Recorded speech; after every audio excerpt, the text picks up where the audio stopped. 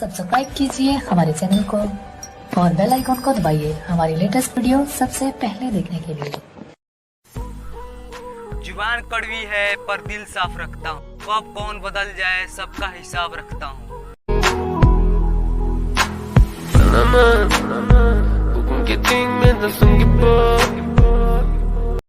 इतना प्यार कईनी तोहके सब कुछ भुला गईलू, कि इतना प्यार कईनी तोहके सब कुछ भुला गईलू, हमरा के छोड़ के दूसरा के बाह में अछुरा गईलू।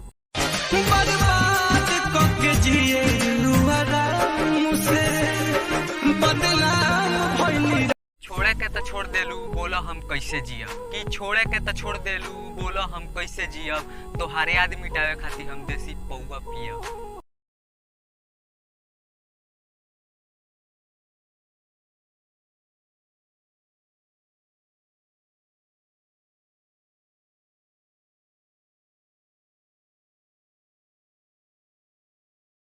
एकरा के बढ़त एकर भौआ बा, कि जब जब देखी एकरा के बढ़त एकर भौआ बा। आ का कही ये भाई, एकर